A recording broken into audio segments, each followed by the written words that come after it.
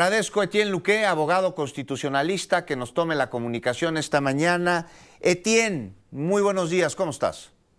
Muy bien, Juan. ¿Tú cómo estás? Con el gusto de saludarte. Pues viendo que el gobierno de Ecuador se atrevió a hacer lo que en su momento ni siquiera se atrevieron a hacer gobiernos fascistas autoritarios como el de Videla, el de Franco, el de Pinochet. Pinochet, sí. Incursionar violentamente en la representación diplomática de una nación, de México. Etienne, como abogado constitucionalista te pregunto, ¿hubo invasión por parte de Fuerzas Armadas de Ecuador a territorio mexicano al incursionar de la manera en lo que lo hicieron ayer en la noche en nuestra embajada?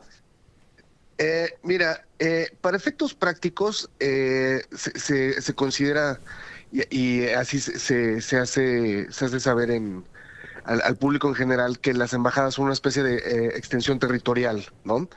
De un país en otro país. Y esto no es forzosamente cierto. Porque al final de cuentas, digamos, las embajadas incluso tienen que cumplir ciertas reglamentaciones locales, ¿no? Como por ejemplo sería, si tú contratas personal mexicano, ¿no? En una embajada aquí, otro país contrata personal mexicano, pues tienes que seguir las leyes mexicanas, ¿no? No hay una extraterritorialidad. Lo que sí existe son convenciones, y una de ellas es la Convención de Viena de Relaciones Diplomáticas, que son clarísimas sobre que las legaciones, es decir, las embajadas y los consulados, son inviolables en su territorio. Es decir, no se puede meter el país que está recibiendo de manera alguna a los recintos en los cuales se encuentran ubicadas las embajadas o los consulados sin la autorización expresa de la persona que representa la misión, ¿no? El embajador o el cónsul en estos casos. Entonces, digamos, lo podemos equiparar, pero es claro que hubo una violación grave y flagrante al derecho internacional que protege justamente la integridad y la inviolabilidad de los recintos en los cuales están las embajadas.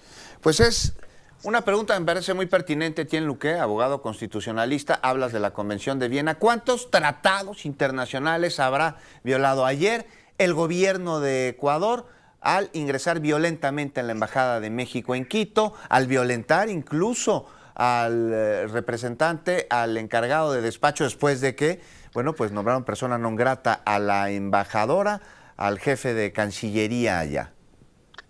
Pues mira, Juan, de entrada son varios, referíamos las convenciones de Viena, pero en específico, y aquí es donde la cosa se pone más interesante, estamos hablando de que la violación, independientemente de que la violación no se puede dar, es decir, que no se podían haber metido, todo esto deriva justamente de que se había dado una protección de asilo político, ¿no?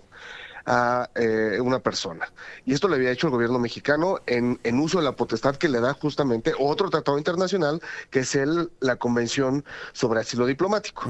¿No? Esta es una convención de la Organización Interamericana de Estados, y justamente es en el cuadro propiamente de América Latina, convención además firmada por Ecuador y por México, y ahí lo que se dice es que, pues, si un país determina, ¿no?, siguiendo las reglas establecidas en la propia convención, que alguien está sujeto a asilo político, pues es una condición que es, ¿no?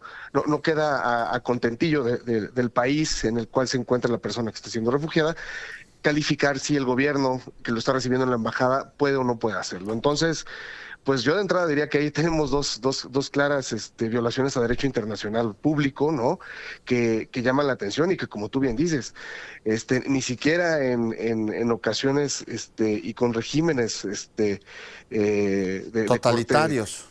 Totalitarios o dictatoriales se habían verificado, ¿no? Es un poco lo que pasa con la Cruz Roja, ¿no? Son límites que no se cruzan porque independientemente de que las situaciones puedan no ser las óptimas las relaciones entre países, siempre hay un respeto mínimo justamente a la integridad de las personas, ¿no?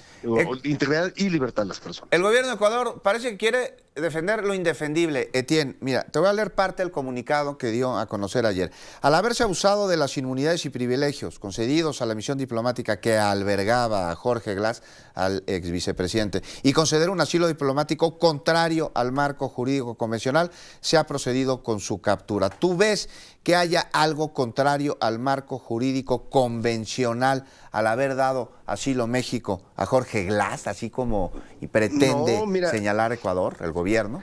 no, mira, y de hecho que, bueno, citas, porque me parece que ahí es donde está la discusión, y ya sabes, ¿no? Después en redes sociales, se leen a medias las cosas, ¿no? Muchas veces.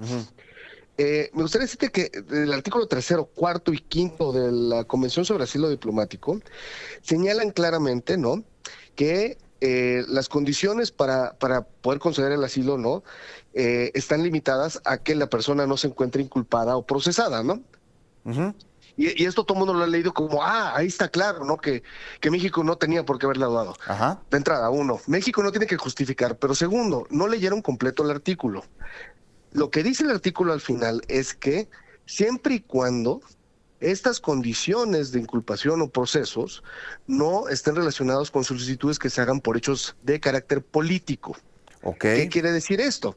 Que justamente sí existe una salvaguarda en el sentido de que si tú tienes procesos judiciales que están propiamente persiguiendo a las personas por condiciones políticas, aplicaría entonces el asilo. Es decir, en este sentido, la interpretación, desde mi perspectiva, que ha hecho la Delegación Mexicana y la Secretaría de Relaciones Exteriores, es acorde al contenido mismo de la Convención. Es decir, nosotros estamos viendo aquí que existe, ¿no?, independientemente de lo que se impute o no se impute, una condición de hechos políticos. Entonces, me parece que si uno, le corresponde a México decidir cuándo se actualiza el supuesto, y dos, esto está justificado incluso en los comunicados que ha hecho la propia Secretaría de Relaciones Exteriores, pues pareciera que se configura el supuesto de que el asilo fue correctamente dado. Independientemente de que sea o no sea bien dado, eso no justifica que nadie se meta al inmueble de la embajada, ¿no? Terrible. Y esto, Nos quedan 30 segunditos. ¿Cuál es la dime. instancia a la que México tendrá que acudir? Aquí lo que sigue es Corte Internacional de Justicia. Y me parece que pues es un asunto en el cual llevamos por lo menos prima facie una violación clara a la inviolabilidad de los territorios. Y Juan, nada más para terminar el apunte, dentro de lo que pareciera ser esto, es lo que denominamos un poco el lawfare, ¿no? Es el uso del derecho, ¿no?, disfrazado de alguna manera para neutralizar algunos elementos políticos o actores políticos determinados. Es un gran tema y va a dar mucho de qué hablar y va a poner a pensar a muchos abogados. Etienne Louquet, abogado constitucionalista, de verdad, muchas gracias. Nosotros nos vamos a una pausa y volvemos.